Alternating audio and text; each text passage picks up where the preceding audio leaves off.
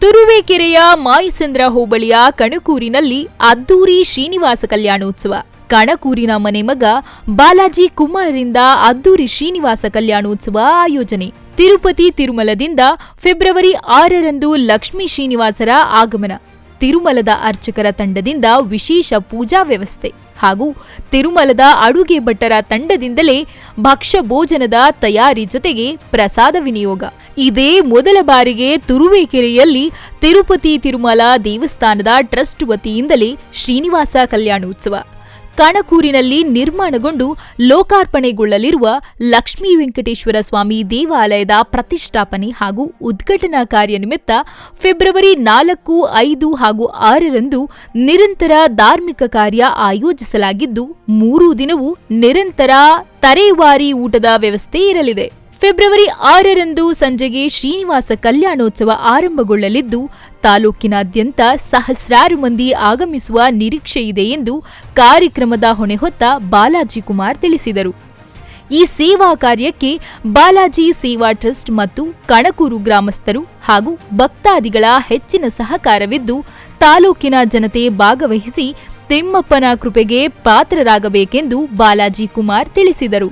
ಈ ಕಾರ್ಯಕ್ರಮ ಸಂಪೂರ್ಣ ರಾಜಕೀಯ ರಹಿತವಾದುದು. ಇದು ನನ್ನ ಹುಟ್ಟು ಬೆಳೆದ ಊರಿನ ಸೇವೆ ಮಾಡುತ್ತಿದ್ದೇನಷ್ಟೇ ಎಂಬುದಾಗಿ ಅವರು ಸ್ಪಷ್ಟಪಡಿಸಿದರು.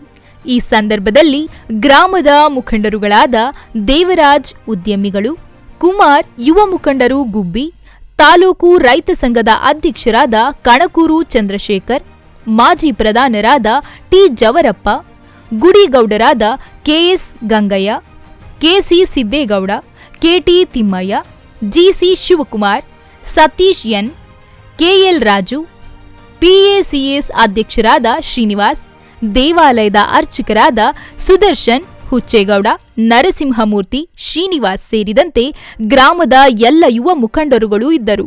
ಕಣಕೂರು ಗ್ರಾಮದಲ್ಲಿ ಇದು ನಮ್ಮ ತಾಯಿ ತವ್ರ ಮನೆ. ನಾವು ಬಾಲಾಜಿ ಕುಮಾರ್ ಅಂತ, ಬೆಟ್ಟೆಯನವ್ರ ಗಂಗಣ್ಣ ಅವರು ನಮ್ಮ ತಾತ, ನಮ್ಮ ತಾಯಿ ನಿಂಗಮ್ಮ ಅಂತ ಅಂದ್ಬಿಟ್ಟು ಈ ಊರಿನಲ್ಲಿ ನಾನು ಹುಟ್ಟಿ ಬೆಳೆದಿದ್ದು ಇದೇ ಗ್ರಾಮದಲ್ಲಿ. ನಾವು ಮದುವೆ ನಮ್ಮ ತಂದೆ ತಾಯಿದು ಮದುವೆ ಆದಂಥ ವಸ್ತ್ರಲ್ಲಿ ನಮ್ಮ ತಂದೆಗೇನೋ ಸೀರಿಯಸ್ ಆದಂಥ ಈ ದೇವಸ್ಥಾನದಲ್ಲಿ ಹಾಕ್ಕೊಂಡಿದ್ದಂಥ ಆ ಟೈಮ್ನಲ್ಲಿ ನಮ್ಮ ತಂದೆ ಉಳಿಯಂಗಿರಲಿಲ್ವಂತೆ. ಮದುವೆಯಾಗಿ ಒಂದು ವಾರಕ್ಕೇನೆ ಅದು ನಮಗೆ ಗೊತ್ತಿರಲಿಲ್ಲ. ಅದೇನಾಯಿತು, ಇಲ್ಲಿಗೆ ಯಾವಾಗಲೂ ನಮ್ಮನ್ನು ಸೆಳೀತಾ ಇತ್ತು. ಈಗ ಕಟ್ಟಕ್ಕೆ ಬಂದಾಗ ಈಗ 14-15 ವರ್ಷದಿಂದ ದೇವಸ್ಥಾನ ಬೀಳಂಗಾಗಿತ್ತು. ಆ ಟೈಮ್ನಲ್ಲಿ ಗ್ರಾಮದವರು ಒಂದು 2-3 ಜನ ಬಂದು ಮುಖಂಡರುಗಳು ಕರೆದು ಮರಿ ಹಿಂಗಾಗಿದೆ ನೋಡಪ್ಪ ಅಂತ ಹೇಳಿದಾಗ ನಾವು ಗ್ರಾನೈಟು ಮತ್ತು ವಾಲ್ ಟೈಲ್ಸ್ ಎಲ್ಲ ಹಾಕ್ದಂಥ ಸಮಯದಲ್ಲಿ ಇಲ್ಲಿವರೆಗೂ ಸ್ವಲ್ಪ ದೇವಸ್ಥಾನ ಇದಾಗ್ತಾಯಿತ್ತು. ಈಗ ಅದೇನಾಗಿತ್ತು ಅಂತಂದರೆ ಪೂರ್ತಿ ಮರಗಳು ಗಿಡಗಳು ಬೆಳ್ಕೊಂಡು ಬೀಳೋ ಮಟ್ಟದಕ್ಕೆ ಬಂದ್ಬಿಟ್ಟಿತ್ತು, ಶಿಥಿಲಗೊಂಡ್ಬಿಟ್ಟಿತ್ತು ಪೂರ್ತಿ.